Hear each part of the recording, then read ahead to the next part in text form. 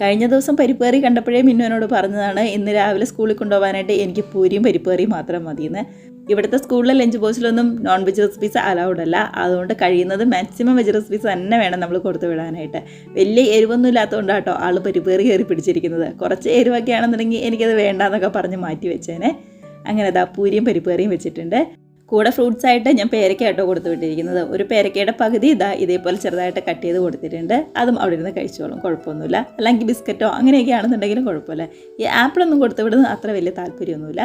അങ്ങനെ മിന്നുവിനെ സ്കൂളിലേക്കും മന്നേനെ നഴ്സറിയിലേക്കും ചേട്ടായി രാവിലെ ഡ്യൂട്ടിക്കും പോയിട്ടുണ്ട്.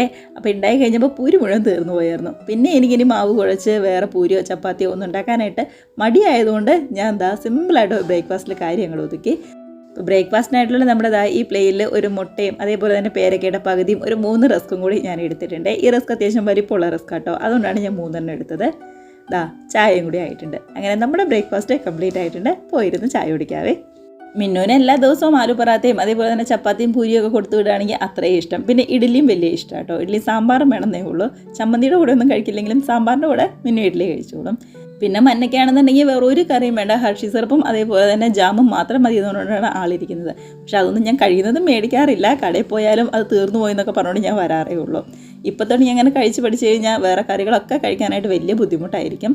അതുകൊണ്ട് മന്നേനെ ഞാൻ ഒരുവിധം നുണയൊക്കെ പറഞ്ഞ് അങ്ങനെ ഒപ്പിച്ച് ക്ലാസ്സിലേക്ക് വിട്ടിട്ടുണ്ട്. ഇന്നത്തെ രാവിലത്തെ ഈ കാലാവസ്ഥ കണ്ടിട്ട് മുന്നോട്ട് ഏത് രീതിയിൽ പോകുമെന്ന് പറയാൻ പറ്റില്ല. ചിലപ്പോൾ മഴയായിരിക്കാം, ഇല്ലാന്നുണ്ടെങ്കിൽ വെയിലായിരിക്കാം. ഇപ്പം എന്താണെങ്കിലും ചെറിയൊരു കാറ്റൊക്കെ വീശുന്നുണ്ട്. വലിയ കാലാവസ്ഥ പ്രവചിക്കാനായിട്ട് ഇപ്പം സമയമായിട്ടില്ല, കുറച്ചും കൂടി കഴിഞ്ഞിട്ടേ പറയാൻ പറ്റുള്ളൂ. കഴിഞ്ഞ 2 ദിവസം നല്ല വെയിലായതുകൊണ്ട് ഇന്നും ഞാൻ ചെറിയൊരു വെയിലൊക്കെ പ്രതീക്ഷിക്കുന്നുണ്ട്. എന്താണെങ്കിലും കുറച്ച് ഇഡ്ഡലിക്കും കൂടി ഞാൻ അരി ഇട്ടിട്ടുണ്ട്. അരിയും ഉഴുന്നുമൊക്കെ നന്നായിട്ട് കഴുകി വെള്ളത്തിലിട്ട് അങ്ങ് വെച്ചിരിക്കുന്നതാണ്. കയ്യോടെ ഇതങ്ങ് ഇപ്പം തന്നെ ചെയ്തില്ലെങ്കിൽ കുറച്ച് നേരം കഴിയുമ്പോൾ ഞാൻ മറന്നു പോകും. പിന്നെ വൈകുന്നേരമായിട്ടായിരിക്കും ഞാൻ ഓർക്കുന്നത്, അയ്യോ ഇഡ്ഡലിക്ക് ഇന്ന് അരിയിട്ടില്ലല്ലോ എന്ന്. അത്രയ്ക്ക് ഷാർപ്പാണ് ചില സമയത്ത് ഞാൻ.